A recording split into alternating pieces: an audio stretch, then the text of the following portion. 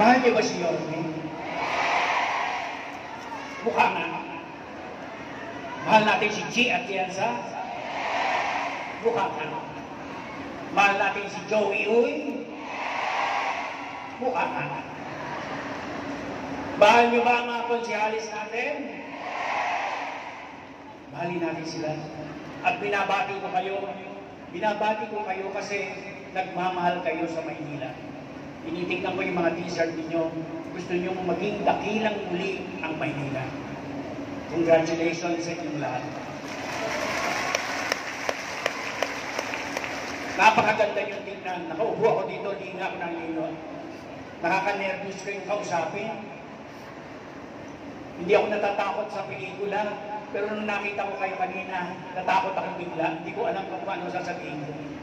Gusto niyo ba ng istorya? O istorya ko na lang kayo.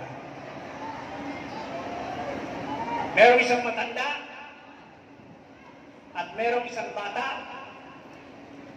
Ang sabi ng bata, "Lo, exam na namin bukas, kailangan ko ng pera. Kasi kulang ang pera ni tatay, wala pang trabaho."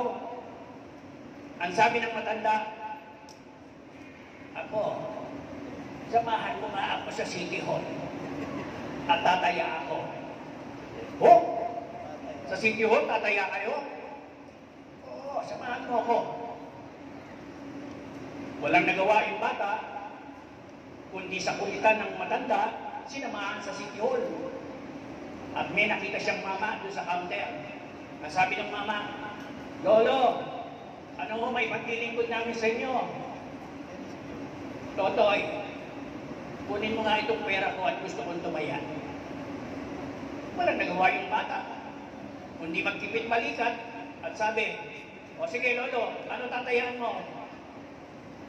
"Gusto kong tumaya na sana araw-araw hakutin yung basura doon sa tabi namin.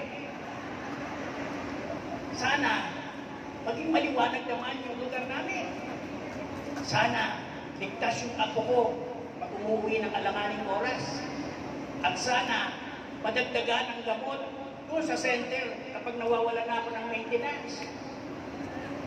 O kunin mo itong pera ko at taya ko yan." Walang nagawa yung mama sa counter, binigyan ng resibo yung lolo at iniamot sa kanya.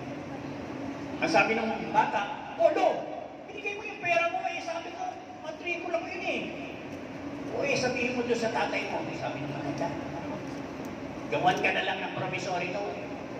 Tignan mo ko, ginawan ako ng promissory note ng bata doon sa counter. At umalis na nga yung maglolo, umuwi na ng bahay." Naisip-isip ko, manalo kaya yung matanda sa kanyang tinayaan? Makapag-aral kaya yung bata? May hihilingin ako sa inyo. Pwede ba? Pwede ba? Mamaya pag-uwi nyo. Pag-uwi nyo, mamaya. Kayo ang magtapos na kwento.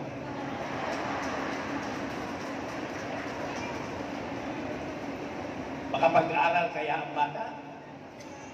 Manalo kaya ang matanda? Kayo ang magpapanalo sa mayor natin. Kayo ang magpapanalo sa vice mayor natin. Kayo ang magpapanalo sa congressman natin. At kayo ang magpapalakas at magpapadakila muli sa Maynila. Gamitin natin ito alang-alang sa ating mga apo, sa ating mga kaanak na nanilirahan sa Maynila.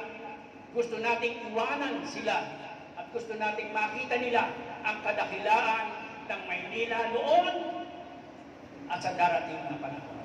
Maraming salamat. Last term ko na. Baka naman.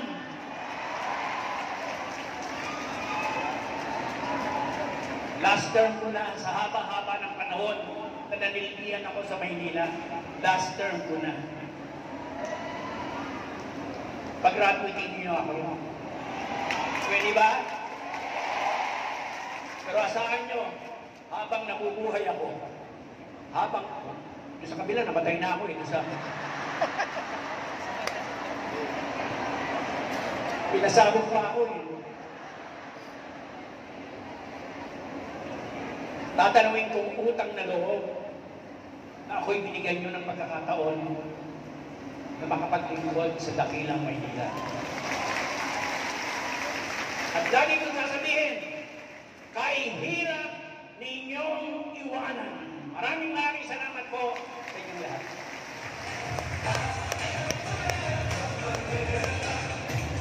Maraming salamat po, Councilor Lou Veloso. At ang susunod naman po nating tagapagsalita ay ang kasalukuyang naglilingkod at may tunay na paninindigang konsihal. Nagbibigay ng serbisyo sa atin sa mahabang panahon at ngayon ay nagnanais na mas mapalawig pa ang paglilingkod sa